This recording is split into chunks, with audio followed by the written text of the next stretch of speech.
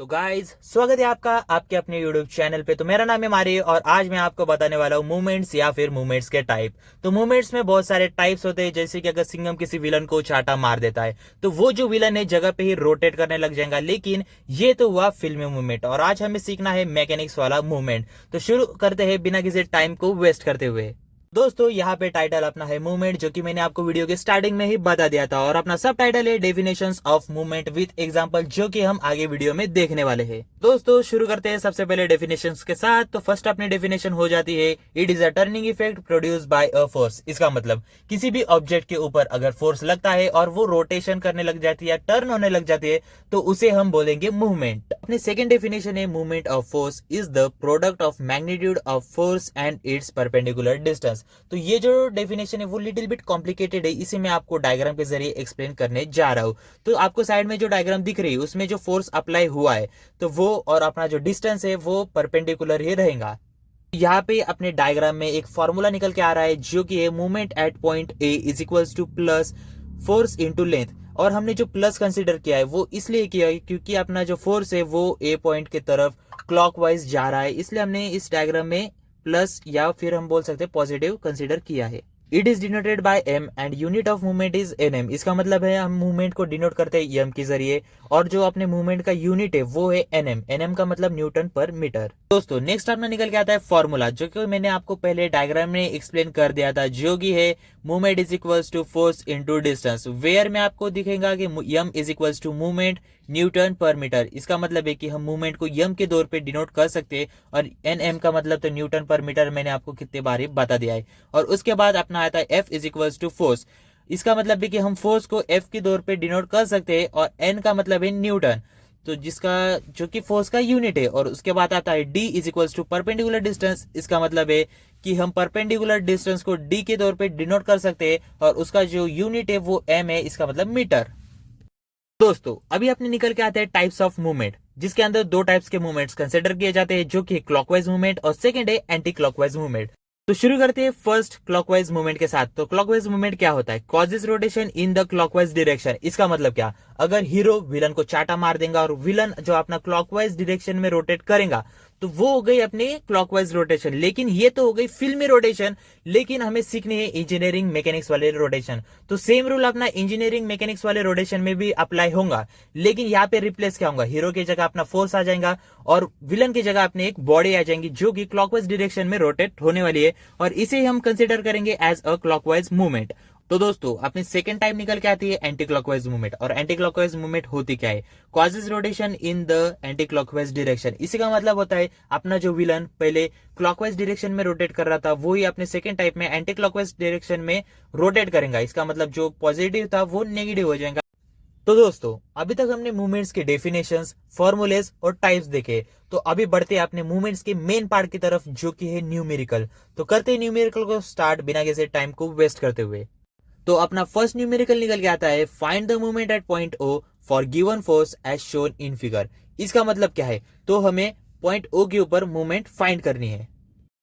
तो मैं अभी सबसे पहले आपको डायग्राम एक्सप्लेन कर देता हूँ, फिर हम बढ़ेंगे आंसर की तरफ। तो यहाँ पे पॉइंट ओ से लेके फोर्स तक का जो हॉरिजॉन्टल डिस्टेंस है वो है 2 मीटर, और जो वर्टिकल डिस्टेंस है वो है 4 मीटर। तो अभी हमें इस आंसर में जो है वर्टिकल डिस्टेंस कंसिडर करना है, क्योंकि मैंने आपको पहले डेफिनेशंस में बता दिया था कि जो फोर्स है वो डिस्टेंस को परपेंडिकुलर रहता है, इसलिए हमें 4 मीटर कंसिडर करना है। तो बढ़ते हैं अपने आंसर की तरफ। तो आंसर में सबसे पहले अपना आ जाता है फॉर्मूला, जो कि है M is equal to F into D, जिसका मतलब होता है movement is equal to force into distance. तो यहाँ पे हमें एम ओ कंसिडर करना है, क्योंकि हमें क्वेश्चन में बताया गया है कि पॉइंट ओ के ऊपर मूवमेंट फाइंड करनी है, और एम ओ का मतलब होता है मूवमेंट एट पॉइंट ओ, जो कि हमने कंसिडर किया है। तो बढ़ते आगे अपने फॉर्मूले के हिसाब से। तो एफ हमें कंसिडर करना है 400, और जो डिस्टेंस है हमारा वो है 4 मीटर, और हमने इसे पॉजिटिव वे में ही क्यों कंसिडर किया? तो अपना जो फोर्स है और वो जो ओ पॉइंट तक का डिस्टेंस है वो सबसे ज्यादा शॉर्टेड डिस्टेंस हमें क्लॉकवाइज डायरेक्शन में आ रहा है, इसलिए हमने पॉजिटिव वे में लिया। अगर हम एंटी क्लॉकवाइज में लेते तो वो हमें बहुत ज्यादा लॉन्ग पड़ता, और वो हमें कंसिडर नहीं करना है। तो 400 इंटू 4 अपना निकल के आता है 16,000 न्यूटन पर मीटर, और ये अपना फाइनल आंसर है इस पहले न्यूमेरिकल के लिए। तो फर्स्ट न्यूमेरिकल अपना कंप्लीट हो चुका है। तो सेकंड न्यूमेरिकल की तरफ बढ़ने से पहले मैं आपको सुनाना चाहता हूँ एक बबीता। सॉरी, ये चीज जेठालाल से भी नहीं हुई तो मुझसे भी नहीं होगी। लेकिन हम बढ़ते हैं अभी अपने सेकेंड न्यूमेरिकल की तरफ। तो दोस्तों अपना सेकेंड न्यूमेरिकल निकल के आता है calculate the magnitude of movement at point O as shown in figure. इसका मतलब हमें जो फिगर दी गई है उसके अंदर जो O पॉइंट है उसका हमें मूवमेंट निकालना है। तो शुरू करते हैं डायग्राम के साथ। तो पिछली वाली न्यूमेरिकल में हमें सिर्फ और सिर्फ पॉइंट और फोर्स दिया गया था, लेकिन इस वाले डायग्राम के अंदर एंगल भी ऐड हो चुका है, जिसकी मदद से हमें फोर्स के दो कंपोनेंट्स निकालने हैं और इस न्यूमेरिकल को सॉल्व करना है। तो चलिए बढ़ते हैं अपने आंसर की तरफ। तो शुरू करते हैं अपने आंसर के डायग्राम के साथ। तो डायग्राम में सबसे पहले मैंने दो कंपोनेंट्स निकाल के लिए। तो हॉरिजॉन्टल में अपना निकल के आता है 500 cos 40 और वर्टिकल में निकल के आता है 500 sin 40। तो ये कंपोनेंट्स मैंने कैसे निकाले? तो सबसे पहले अगर आप पिछले वाले डायग्राम को पता होंगे तो वहां पे आपने 40 डिग्री एंगल दिया गया था। तो जिस तरफ अपना एंगल रहेगा वहां पे हमने लेना है cos और जिस साइड पे एंगल नहीं रहेगा वहां पे लेना है हमें sin। तो ये तो हुई सिर्फ और सिर्फ डायग्राम। तो बढ़ते हैं अपने सोल्यूशन की तरफ।